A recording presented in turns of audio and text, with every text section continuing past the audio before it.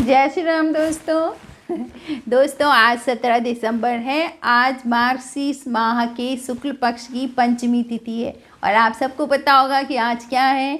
आज भगवान राम माता सीता की विवाह एनिवर्सरी है, यानी कि आज ही के दिन उनका विवाह हुआ था। दोस्तों हमारे जो मंदिर हैं, मठ हैं, जहाँ पर भी लोग श्रद्धा भक्ति से जाते हैं और भगवान के लिए अपने हिस्से से कुछ चढ़ाते हैं, वहाँ पर टैक्स नहीं लगना चाहिए। क्यों? जब माता सीता को कहते हैं धरती की पुत्री थी।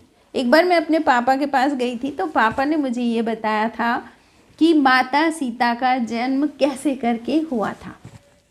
तो उस समय क्या रावण का राज्य था। रावण क्या करता था कि सबको परेशान करता था, बहुत ज़्यादा टैक्स लोगों से लेता था। उनसे कहता था तुम्हारे लिए खाने के लिए हो ना हो, बस तुम टैक्स दो। अब जो लोग काम कर रहे हैं, घर बार वाले हैं, खेती बाड़ी करते हैं, उनके पास कुछ कमाई है, व्यापार करते हैं, वो तो रावण को टैक्स देते थे। लेकिन ऋषि मुनि जिनके पास कुछ नहीं होता है, वो तो ऐसी झोपड़ियों में बैठ करके ध्यान साधना करते हैं, उनके पास कहाँ से टैक्स देने के लिए होगा। लेकिन रावण ने उनको भी नहीं छोड़ा। रावण ने उनसे भी कहा कि तुम टैक्स दो। जब उनके पास टैक्स देने के लिए नहीं था तो उन्होंने क्या दिया, उनके शरीर से खून निकालता था और वो खून टैक्स के रूप में ऋषि मुनि उनको उसको देते थे, क्योंकि जब वो बोलता था नहीं तो ये कर देंगे वो कर देंगे, तो उस खून को, वो जो ऋषियों से टैक्स लेकर के जो खून वसूला गया, उसको रावण एक घड़े में भरता गया। जब वो घड़ा भर गया तो एक दिन रावण ने जा करके उसको कहीं जमीन के अंदर खोद दिया और वहीं अंदर दबा दिया। अब राजा जनक ने हल लगाया, सबको पता है, उस हल में वो घड़ा निकल आया, उस घड़े के अंदर से निकली माता सीता। अब आप जान सकते हो कि गलत काम का नतीजा क्या होता है। तो रावण ने वो जो टैक्स लिया था ना उनसे गलत तरीके से, वही सीता माता उसकी मृत्यु का कारण बनी।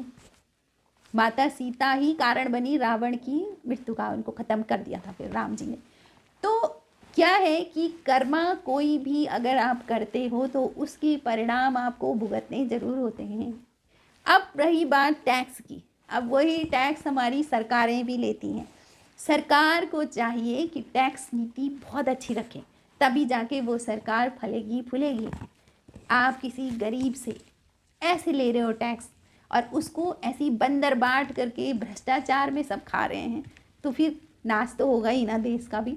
तो इसलिए टैक्स व्यवस्था बहुत अच्छी होनी चाहिए। और हमारे मंदिर, कम से कम जिसके पास कोई सहारा नहीं होता है वो जाके मंदिरों में सहारा लेते हैं कि वहाँ पर हमें कुछ ना कुछ खाने को मिल जाएगा।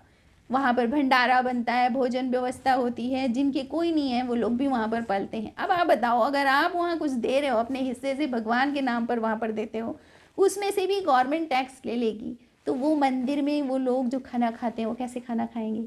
जिन लोगों को वहाँ पे सहारा मिलता है उनको कैसे वहाँ सहारा मिलेगा। तो इसलिए मंदिरों को टैक्स फ्री करना चाहिए, वहाँ से गवर्नमेंट को, सरकार को टैक्स नहीं लेना चाहिए, तभी जा कर के समृद्ध बन सकते हैं। अगर भारत को विश्व गुरु बनना है तो इस बात पर भी ध्यान देना पड़ेगा। दोस्तों आपको कैसे लगी जानकारी? Thank you for watching.